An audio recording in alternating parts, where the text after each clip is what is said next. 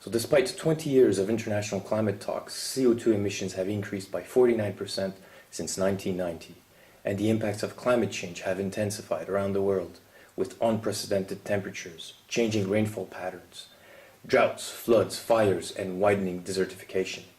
And yet, 1.5 billion people remain without access to modern forms of electricity.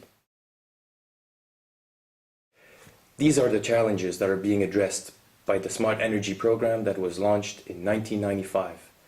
And during these 18 years, much has been accomplished, thanks to the hard work and dedication of Green Cross national organizations around the world. Global Green USA, for example, has brought energy efficiency and renewable power solutions to neighborhoods across the country and has played a key role in the green rebuilding of New Orleans after Katrina and more recently in the aftermath of Hurricane Sandy.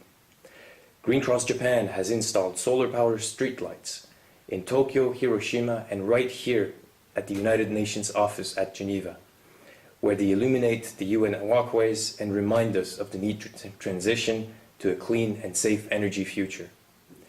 Green Cross Switzerland and Green Cross France and territories have been working on the phasing out of nuclear power.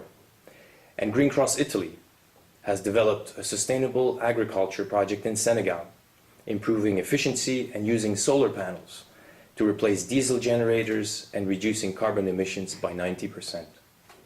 Green Cross Russia and its biogas project, using a Green Cross patented method, generates electricity from animal waste in a cattle farm on the outskirts of Moscow. And Green Cross Australia, that rebuilds green and resilient neighborhoods after the environmental disasters. We have also been active on the global advocacy front.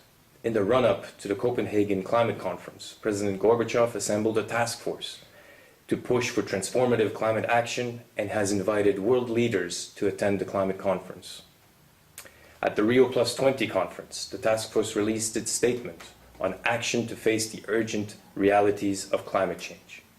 The report was adopted by acclamation during the General Assembly of the World Mayors Council for Climate Change, that responded by launching the Green Climate Cities Initiative in order to support the call for action of the task force. Given the growing importance of cities, we continue to engage with local authorities and are now in partnership talks with the Secretariat for the Global Cities Covenant on Climate. We also continue to engage with world leaders in order to help integrate questions of climate, energy, resource, and environment in their discussions on global finance and economy, because these are the new threats to peace and human progress, and because unlimited growth on a planet with finite resources is simply not possible.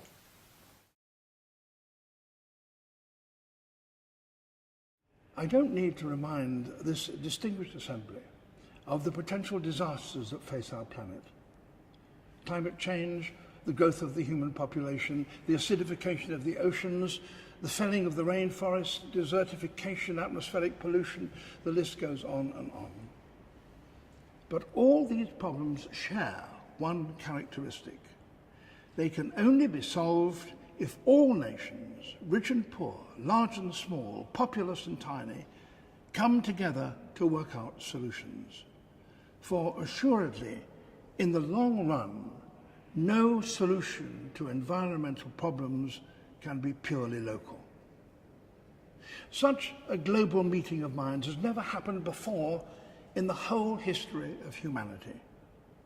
So we shouldn't be surprised that the process is hard and long.